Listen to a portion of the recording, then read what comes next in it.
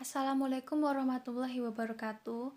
Kami dari kelompok 4 beranggotakan saya Hilwa Mar'atus Sholihah, Izzatunisa Az-Zahra, Karina Lailatul, dan Mar'atus Sholihah akan menjelaskan aplikasi statistik Maxwell-Boltzmann. Yang pertama yaitu pelebaran spektrum akibat efek Doppler. Jika sumber mendekati pengamat, maka panjang gelombang yang diukur pengamat itu lebih pendek daripada yang dikeluarkan oleh sumber. Sebaliknya, jika sumber menjauhi pengamat, maka panjang gelombang yang diukur pengamatnya itu lebih panjang daripada yang dikeluarkan oleh sumber.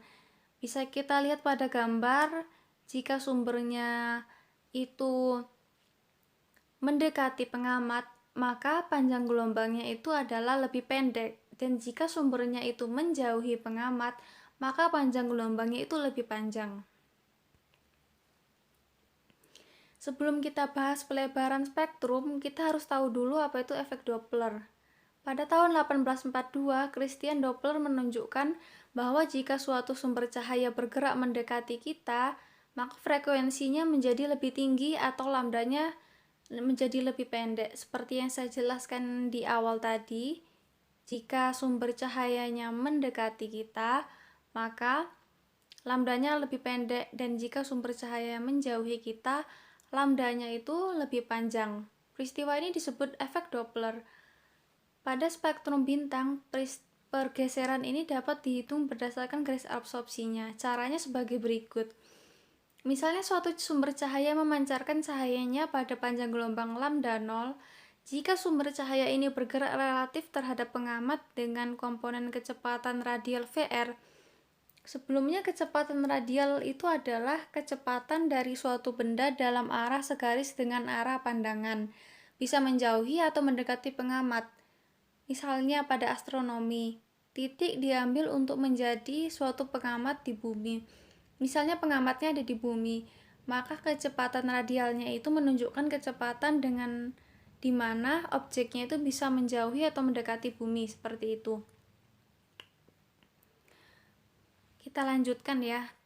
Maka pengamat akan melihat perubahan panjang gelombang sebesar delta lambda, yaitu rumusnya delta lambda per lambda 0 sama dengan akar 1 ditambah VR per C per akar 1 dikurang VR per C dikurang 1. Itu adalah persamaan pertama, di mana C-nya adalah kecepatan cahaya yang nilainya 3 kali 10 pangkat 8, delta lambdanya itu pergeseran Doppler, lambda 0-nya itu adalah panjang gelombang diam atau panjang gelombang sumber jika sumber dan pengamat berada pada kecepatan yang sama.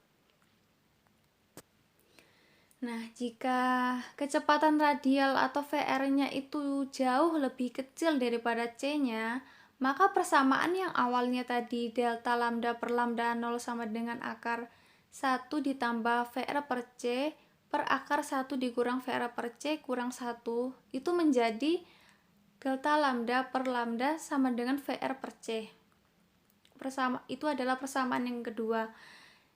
Jika VR-nya itu positif, maka VR-nya itu positif, maka sumbernya itu menjauhi pengamat. Dan jika VR-nya negatif, maka sumber itu mendekati pengamat. Jadi seperti ini. Kalau kecepatan radialnya itu menjauhi pengamat, maka kecepatan radialnya itu positif. Dan jika kecepatan radialnya itu mendekati pengamat, kecepatan radialnya itu menjadi negatif, seperti itu. Misalnya di sini saya gambarkan, ini adalah garis-garis spektrum yang di sini terdiri dari garis-garis dan banyak warna.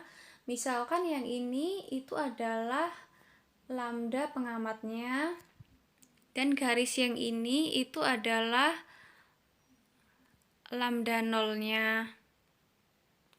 Maka jarak yang ini itu adalah delta lambdanya, delta lambda. Jadi delta lambda itu rumusnya adalah lambda dikurangi lambda 0 tersebut. Kemudian kita lanjut pada pelebaran Doppler. Jadi atom yang memberikan suatu garis spektrum itu tidak diam tetapi bergerak ke berbagai arah. Sebelumnya kita harus tahu dulu apa itu garis spektrum. Jadi garis spektrum itu adalah radiasi yang dihasilkan oleh atom yang tereksitasi. Semakin tinggi temperatur, gerak atomnya itu semakin cepat. Jadi akibat efek Doppler itu setiap atom itu akan menyerap foton dengan panjang gelombang yang berbeda-beda, tergantung pada kecepatan radialnya terhadap pengamat. Hal ini mengakibatkan pelebaran garis spektrum. Sekian presentasi dari saya, terima kasih. Saya Zatunisa Zahra. Di sini saya akan melanjutkan penjelasan dari teman saya, yaitu mengenai equipartition of energy. Jika energi sistem dalam suatu assembly terdiri dari suku kuadrat dalam koordinat posisi dan momentum sistem, sehingga kontribusi terhadap energi rata-ratanya adalah setengah kT. Ini merupakan suhu dari assembly. Fakta ini dapat diilustrasikan oleh contoh berikut. Pertimbangkan molekul gas yang bermassa M yang gerakan energinya dalam arah X menjadi kuadrat dalam momentumnya, yaitu momentum X. Sehingga hasilnya epsilon X sama dengan momentum X kuadrat per 2 kali M. Nilai rata-rata dari epsilon X diberikan oleh persamaan 3.4, sehingga pada suhu T-nya ini menghasilkan dari persamaan 3.26. Di mana energi adalah energi total termasuk epsilon X mengambil energi dalam dua bagian sebagai momentum X kuadrat per 2M dan epsilon minus momentum X kuadrat per 2M, sehingga suku kedua tidak tergantung pada momentum X yang memungkinkan persamaan 3.26 dituliskan sebagai persamaan 3.27 sebagai berikut. Dengan integral semua nilai dari X, Y, Z, momentum Y, dan momentum Z, dituliskan momentum X kuadrat per 2 kali massa dari integral yang memungkinkan persamaan 3.27 ini menghasilkan persamaan 3.28. Integrasi dengan bagian yang dihasilkan sehingga persamaannya menjadi 3.29 epsilon X sama dengan setengah kT. Hasil yang serupa dengan persamaan 3.29 diperoleh jika energi dalam arah X sebagai kuadrat di koordinat X, yaitu epsilon X sama dengan setengah mu X kuadrat. Tetapi energi terdiri dari lebih dari satu suku. Energi dapat dinilai baik dengan memisahkan integral atau dengan cara berikut.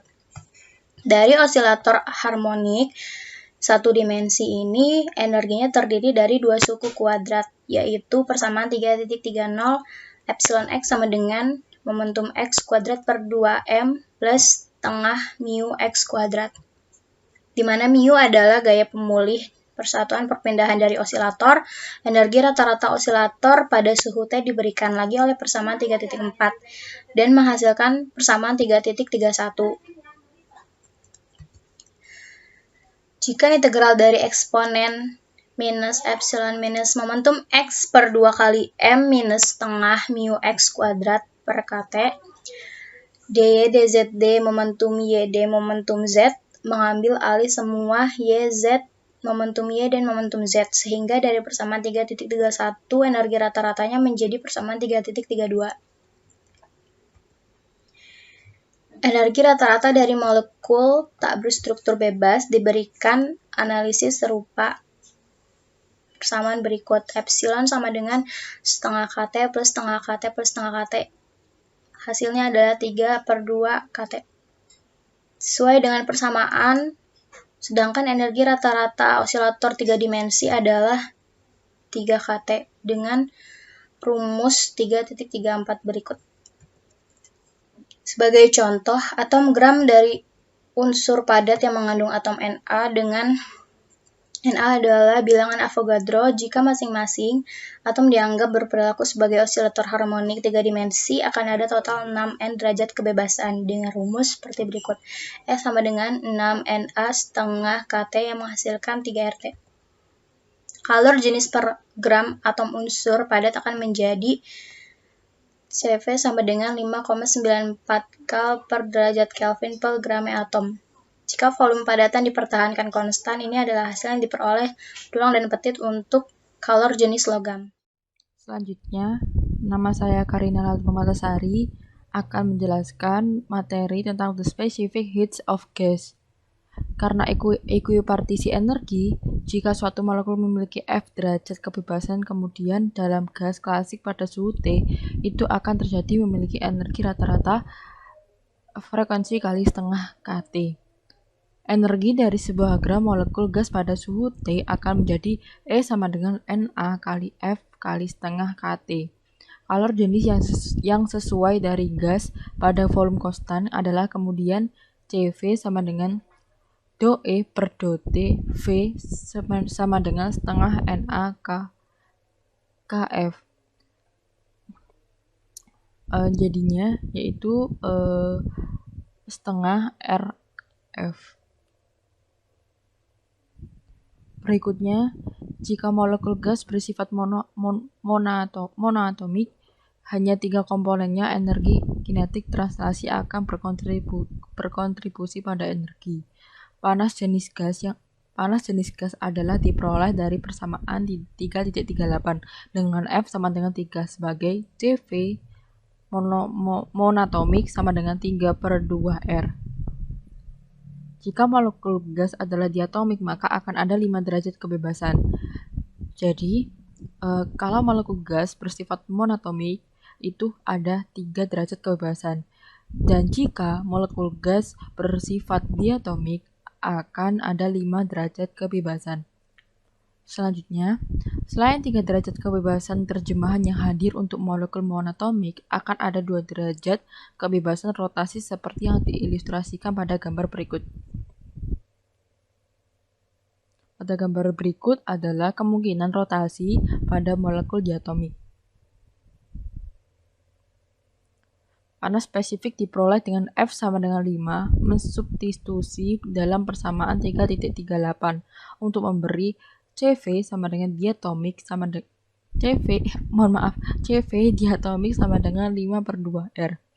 Untuk molekul triatomik atau yang lebih kompleks, umumnya ada 6 derajat kebebasan. Dari jumlah tersebut ada 3 derajat kebebasan terjemahan bersama dengan 3 derajat kebebasan rotasi sesuai dengan 3 sumbu independen tentang mana rotasi tidak terhalang pada suhu normal. Saya ulangi lagi, untuk molekul gas yang bersifat monoatomik itu memiliki 3 derajat kebebasan. Lalu untuk molekul gas diatomik memiliki 5 derajat kebebasan.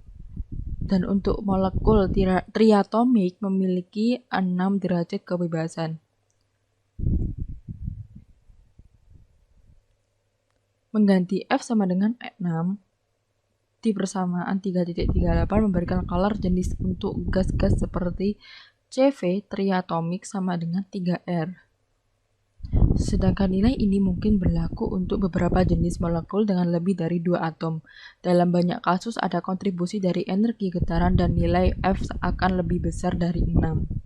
Selanjutnya akan disampaikan oleh teman saya. Nah, di sini saya akan melanjutkan presentasi dari teman-teman saya. Nah, saya di sini akan menjelaskan tentang persamaan Diffie-Einstein.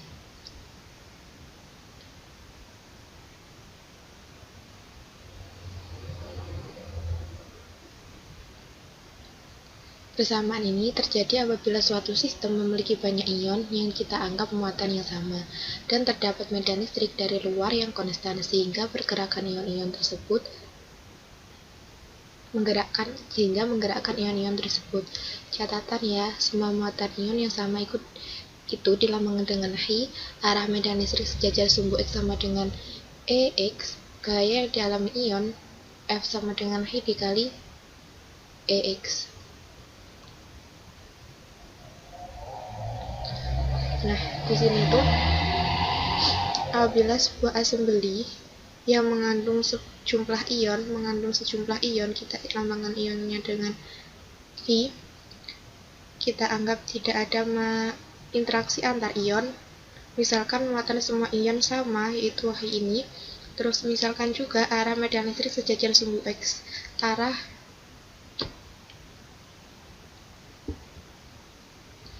medan listrik sejajar sumbu X, ini sumbu X, E nya sejajar dengan sumbu X. Terus kita anggap kuat medan listrik sama pada setiap titik dalam bahan. Kuat medan listrik ini E-nya tersebut sama. Gaya yang dialami ion pada posisi X adalah gaya yang dialami ion-ion di sini itu adalah I dikali E. Lalu sehingga energi potensial yang dihasilkan oleh gaya tersebut adalah UX sama dengan minahi EX. Itu gaya energi potensial. Nah, yang ini karena ion merupakan partikel klasik, sehingga dalam distribusi Maxwell-Boltzmann dapat dituliskan sebagai berikut. Nx sama dengan C eksponensial min Ux per Kt. Nah, sama dengan C eksponensial min nilai U sendiri adalah min Hi dikali Ex per Kt. Sehingga kita mendapatkan persamaan seperti ini. Cx Hi dikali Ex per Kt. Nah, C merupakan konstanta normalisasi. Ini, dari arus listrik hubungan antara kecepatan ion dengan kuat medan yang diterapkan yaitu V sama dengan mu E. Mu sendiri adalah mobilitas listrik, sehingga didapatkan rapat arus pada posisi X adalah JE X sama dengan V NX. Nah, kita tahu sendiri kan nilai V adalah mu E, otomatis mendapatkan persamaan mu E dikali NX. Karena terjadi ketidakhomogenan distribusi ion, maka pergerakan ion tidak homogeni, yang dinamakan dengan difusi. Lanjut. Nah, yang ini merupakan kerapatan arus difusi. Kerapatan arus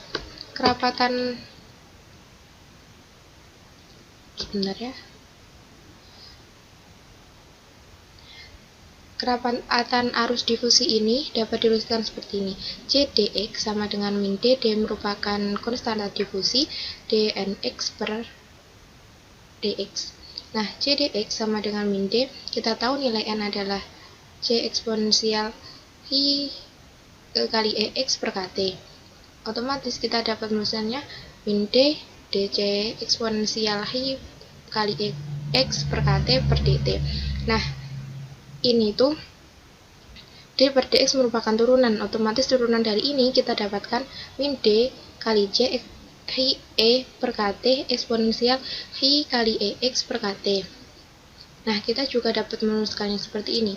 Min D Hi E per Kt J eksponensial Hi kali Ex per Kt. Nah, nilai C eksponensial Hi Ex per Kt itu merupakan nilai N. Otomatis kita mendapatkan persamaan seperti ini. Min D Hi E per Kt Nx. Nah, saat tidak ada hubungan dengan rangkaian luar, maka JE plus JD sama dengan 0. Substitusikan persamaan 3 dan 5. Nah, kita akan mendapatkan seperti ini. JE plus JD sama dengan 0. Kita tahu kan nilai JE tadi adalah mu kali E kali NX. Sedangkan nilai JD min D Hi E per Kt NX sama dengan 0. Nah, kita pindahkan ruas D Hi E per Kt Nx menjadi mu E Nx sama dengan D Hi E per Kt Nx.